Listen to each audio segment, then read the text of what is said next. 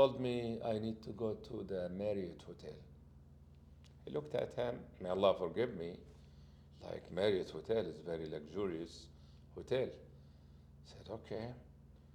Then, an hour way there, he looked at me and he said, what kind of car do you have? Said, medium. It's, in the middle in terms of its condition, not a new, not run down car. He said, what is your name? I gave him my name.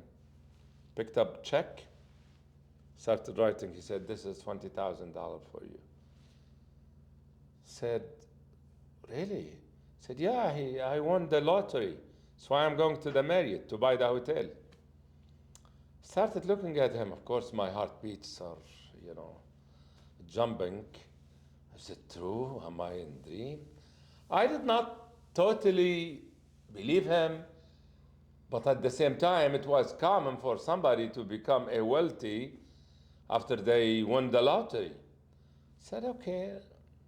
I took him in front of the hotel, and I asked him for the fare. The man just gave me $20,000, and I said, we don't deal with checks, we need cash. Said, oh, I don't have cash. Here, $50. He gave me $50, supposedly fair. I said, look, I'm sorry, we need cash. Said, okay, then wait for me. I waited for maybe 5 minutes and started hearing somebody swearing at him, like, get out of here. Said, this is not good. So I said, I need cash, man. I knew the hotel thing is baloney, as they say. So then he asked me to take him to his sister to get cash from her. I took him there and I started hearing swearing, oh, why you do this? Someone screaming. Then he brought me the money, like $15 or something. And oh yeah, before we get to his sister, he told me, you know what?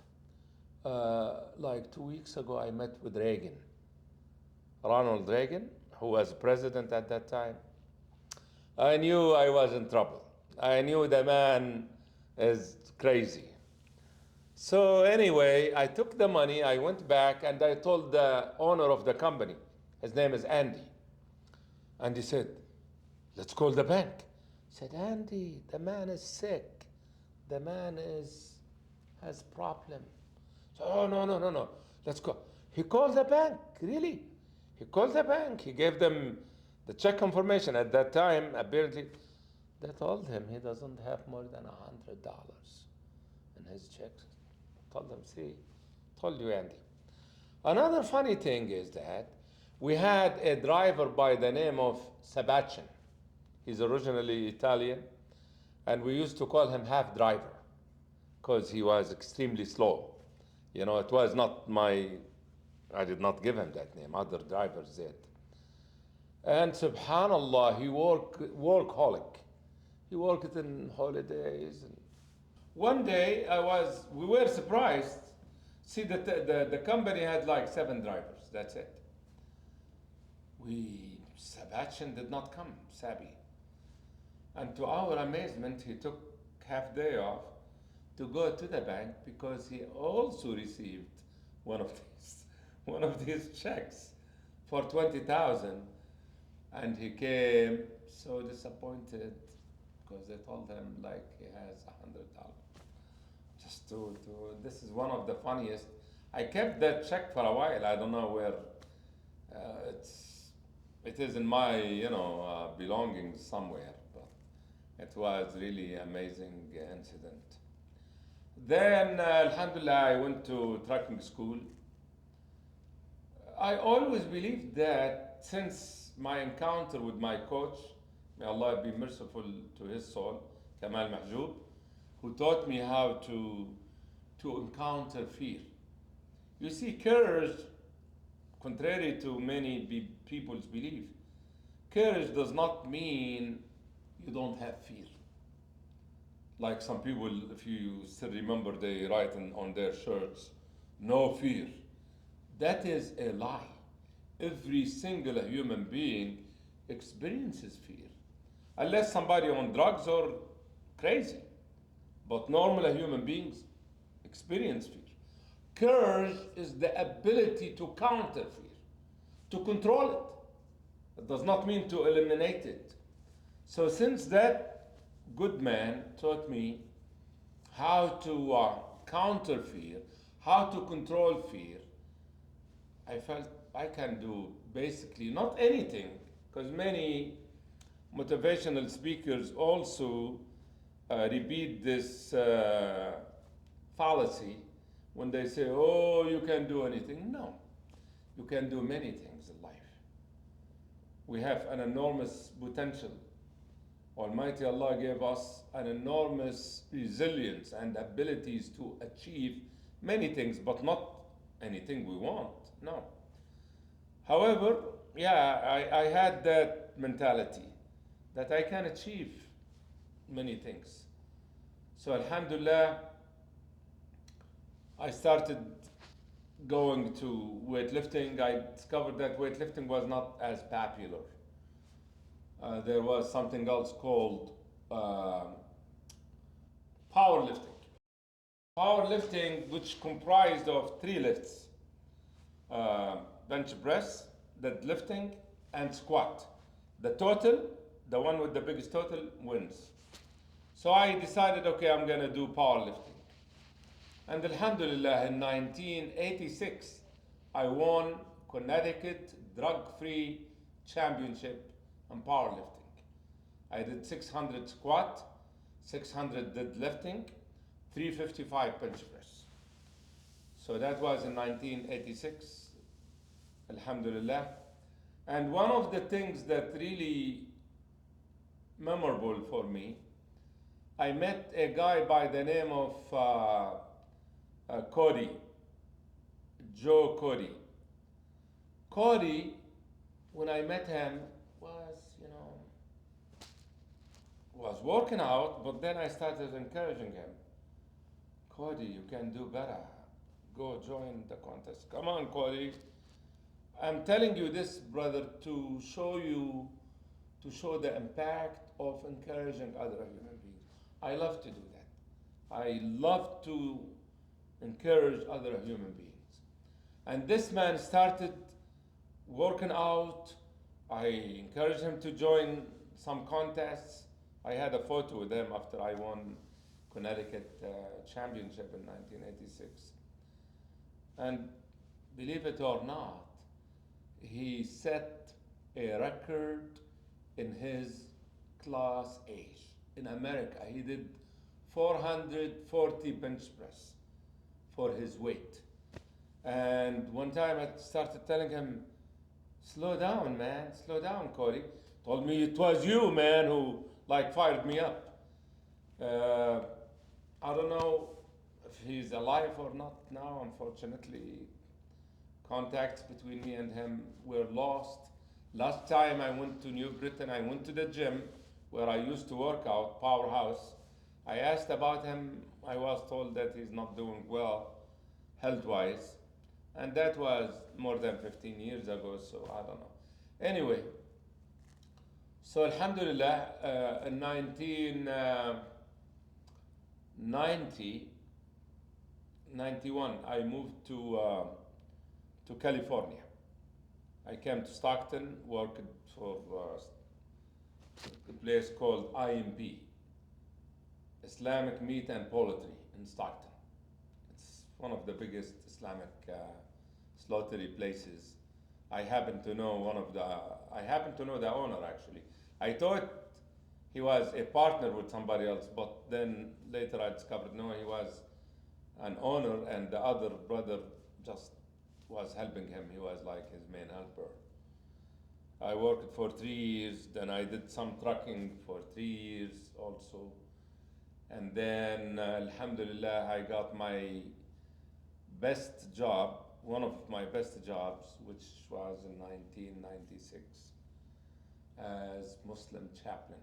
Now, somebody might really, I don't know how I did it myself, because when I think about my different jobs, there are no harmony between them. Taxi driver, I did security guard also, and then to chaplain, you know. So there is no, sometimes you feel there is no connection. But Alhamdulillah, I wanted to do that, and Allah helped me. I started with the first prison was in Susanville, High Desert State Prison.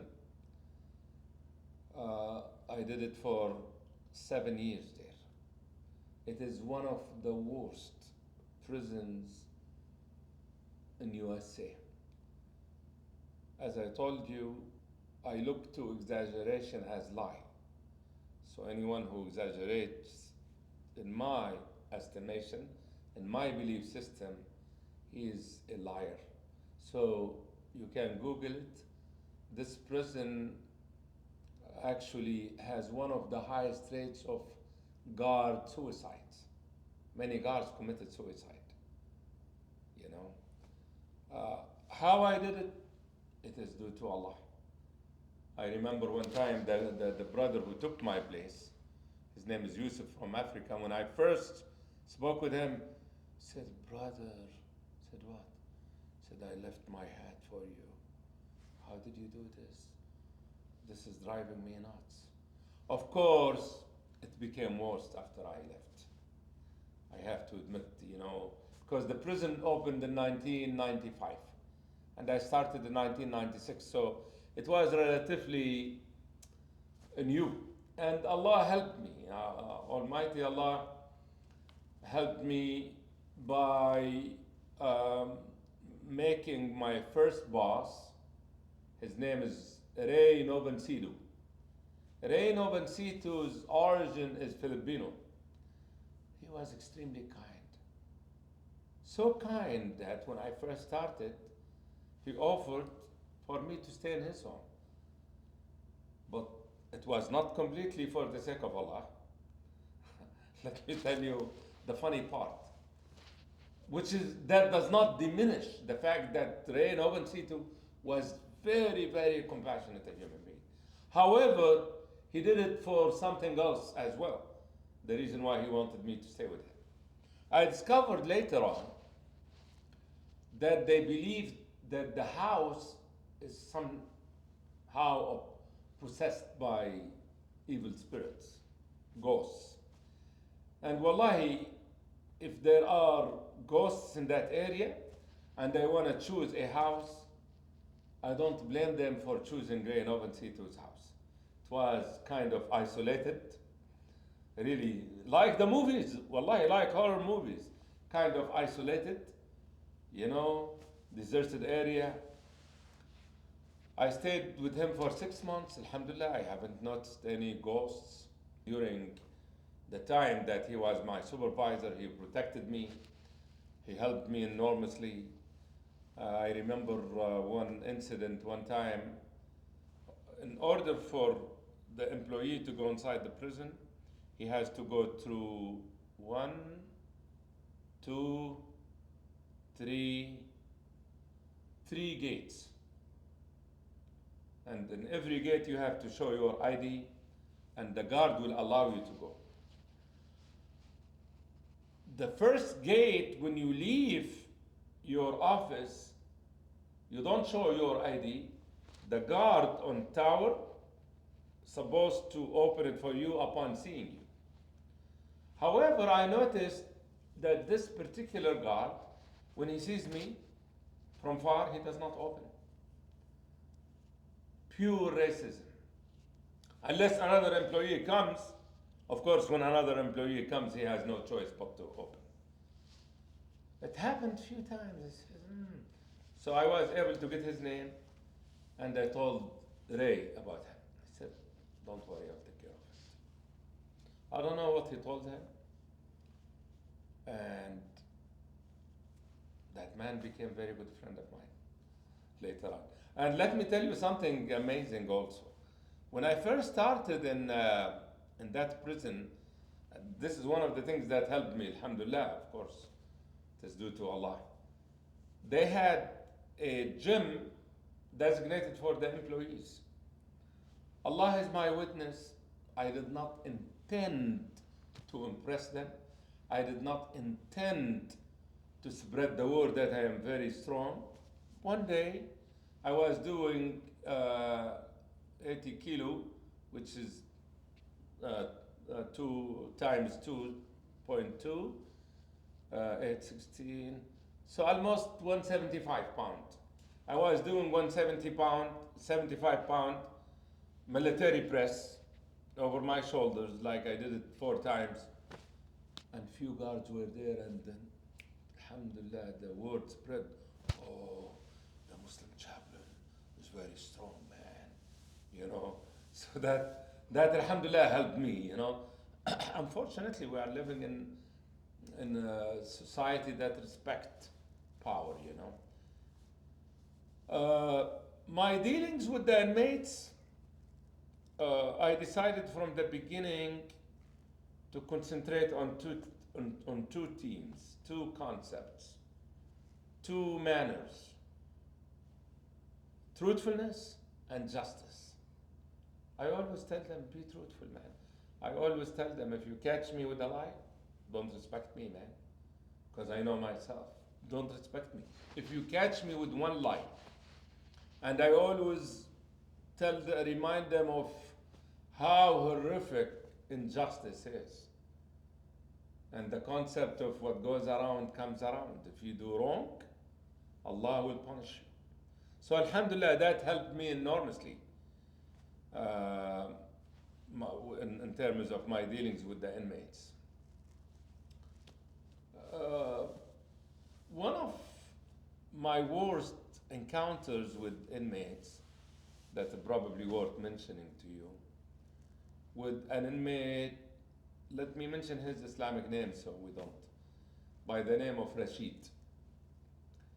Rashid was big man, tall. For whatever reason, brother, I have no idea. Well, later on, I could speculate what was his motive. But at the beginning, I was puzzled by this sudden animosity against me. He started writing reports to the warden. Oh, the Muslim chaplain is negligent, the Muslim chaplain is this and this. To the level where one time, one warden sent me a letter telling me that you are under investigation now. Don't worry, this is what the letter says. This is normal procedures. We will let you know the result of this internal investigation. I said, oh my goodness. And this is a man that I helped. This is really what puzzles me. For example, one time he told me I need a prayer rug. I passed prayer rugs to the inmates. He said, oh, my knee, I need something thick. I went and got him a thicker prayer rug. So, alhamdulillah, عسى أن تكرهوا شيئا وهو خير لكم. You may hate something and there is goodness in it. And there was goodness in this, because at the end of that investigation, the warden sent him a letter and they sent me a copy.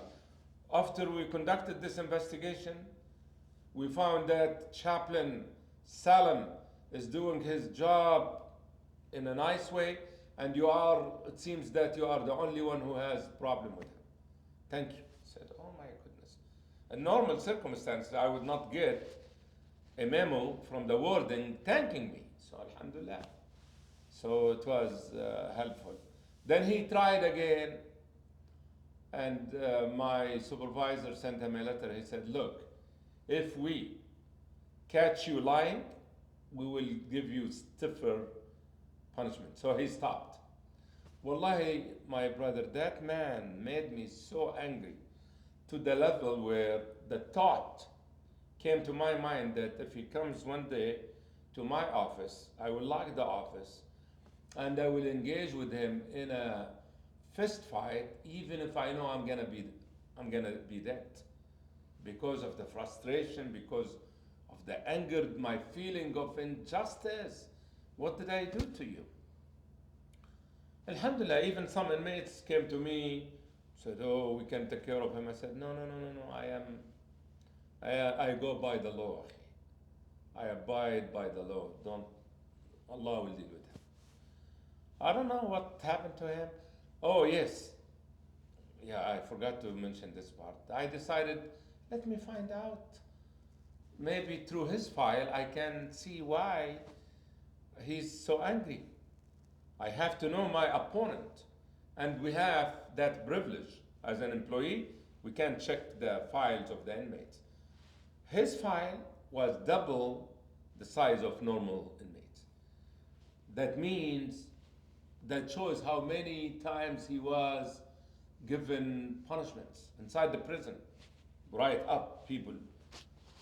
I discovered, Akhi, that he had double homicide, killed 2 people, and that he is not allowed to stay with another inmate in one cell because he had raped some inmates. See how monstrous he was? Oh, yes. The reason this is the closest explanation for his anger against me. I discovered that in one time he was like a counselor, which was similar to my job.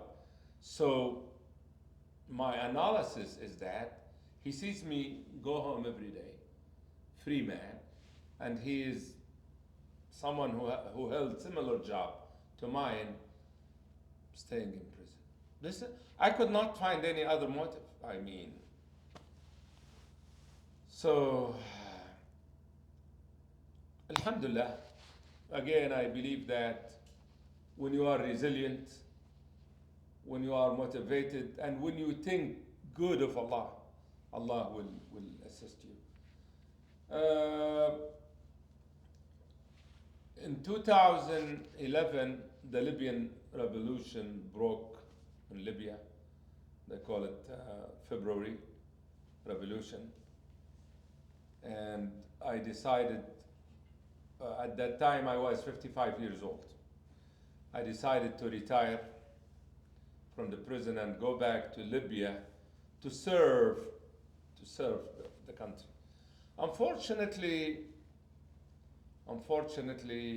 of course, by that time, the people whom I loved most have died. I feel an enormous pain every time I remember them. My grandparents, they died without me being there because of the Gaddafi regime. I was in wanted list, you know. So Alhamdulillah, it was very emotional to meet with my brothers and sisters. My father is still alive. And so I wanted to stay. I retired from Department of Corrections without finishing my 20 years, which, you know, advantageous. You get lots of benefits, but I wanted just to go home and serve my country. In 2012, I met with a friend of mine that I knew since childhood, who offered to make me like a manager of his company in Germany. He's a wealthy man, businessman. He had a company by the name of Milo Medical Services. It is in Bonn, Germany. You can Google it and find it, Milo Medical. And he wanted to make me the manager of the company, which of course I accepted with open arms. Alhamdulillah, we had a contract with the Libyan ministry where we treated 37 patients, amputees, paralyzed, and 23 companions. So I had to deal with 60 people. I had also, alhamdulillah, to manage close to 17 employees. Many translators, secretaries, people who deal with the appointments with the hospitals. It was an amazing experience from 2013 to 2016 until the project was over. The project was over in less than 2 years, but I stayed for 1 more year with the company, hoping to get another project, but we could not find another project. In 2016, I went back to Morocco. My wife is Moroccan. Alhamdulillah, we stayed there for 3 years until 2019. 2019, I came back. My kids grew, and by the way, I have 7 kids. I forgot to mention that my previous marriage, but from my previous marriage, my first marriage, I had 3 kids, 2 boys and 1 daughter. Then in 2001, I married a Moroccan lady, and from her, I have 4 kids. So total are 7. And this is a year ago, alhamdulillah, I was hired to be manager of this cemetery.